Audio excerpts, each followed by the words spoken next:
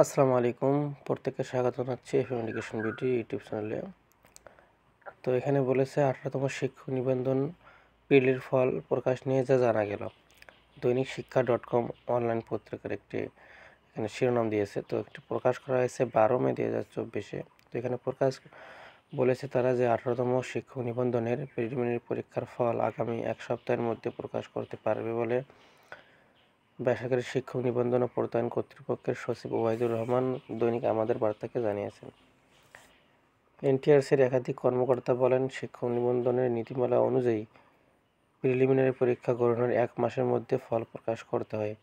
সেভাবেই ফল প্রকাশ তৈরির সাথে সংশ্লিষ্টদের নির্দেশনা দেওয়া হয়েছিল। এর আগে গত 15 মার্চ 18তম শিক্ষক নিবন্ধন এর স্কুল পর্যায়ে 2 এবং কলেজ পর্যায়ের পরীক্ষা অনুষ্ঠিত হয়, আপনারা জানেন। তো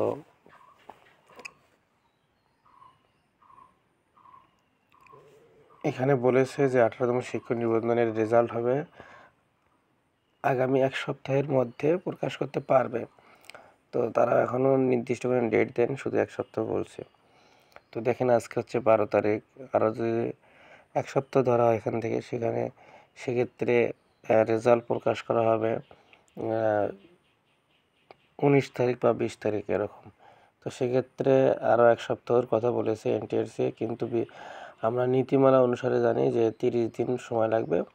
কখনো 45 দিন সময় লাগতে পারে, 15 দিন বাড়িয়ে দিয়ে, যে কোনো কারণে যদি অনিবার্য কোনো কারণে যদি প্রকাশ করতে সক্ষম না হয় রেজাল্ট প্রকাশ করতে, সেক্ষেত্রে 45 দিন সময় লাগতে পারে। আর অথচ প্রায় 2 মাস হচ্ছে পরীক্ষা অনুষ্ঠিত হওয়ার, কিন্তু এই 2 মাসের মধ্যেও এনটিআরসি রেজাল্ট প্রকাশ করতে পারেনি।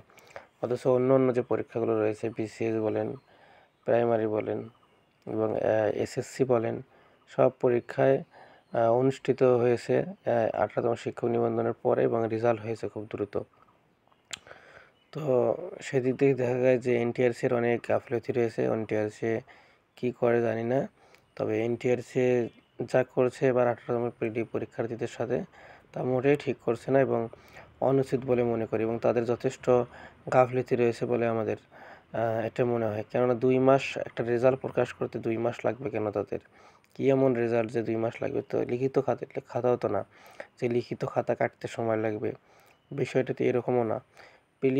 প্রিলিমিনারি পরীক্ষার শুধু মার্কশিটটা মূল্যায়ন করবে, এতেই তাদের 2 মাস যদি সময় লাগে, সেক্ষেত্রে লিখিত পরীক্ষা হবে, আবার লিখিত পরীক্ষার খাতা মূল্যায়ন হবে, তাহলে তাদের কত সময় লাগতে পারে তখন? তাহলে তো আরও বেশি সময় লাগার কথা সেক্ষেত্রে। তো এনটিআরসির মাধ্যমে পরীক্ষাগুলো নেওয়া আমার মনে হয় না ঠিক হবে।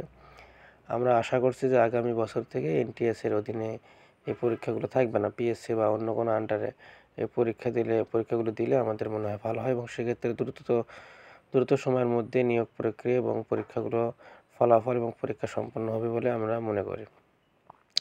তো অবশ্যই আপনাদের মতামত এই কমেন্ট সেকশনে জানাবেন।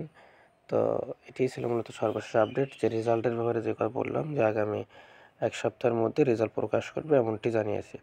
দেখেন, এগুলো আমাদের কথা না, যারা এই তথ্যগুলো দিয়েছে সেটা হচ্ছে দৈনিক শিক্ষা .com। তারা বলেছে 1 সপ্তাহের মধ্যে তারা প্রকাশ করতে চায়, এবং শিক্ষক নিবন্ধন কর্তৃপক্ষের সচিব এটা জানিয়েছে ওবায়দুর রহমান।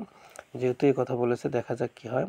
আপনারা রেজাল্টের অপেক্ষায় থাকেন, আর আপনারা দ্রুত ভিডিওটিতে লাইক দিবেন, কমেন্ট এবং সেই সাথে শেয়ার করতে ভুলবেন না। ভিডিওটি আপনাদের বন্ধুদের মাঝে শেয়ার করে ছড়িয়ে দিন।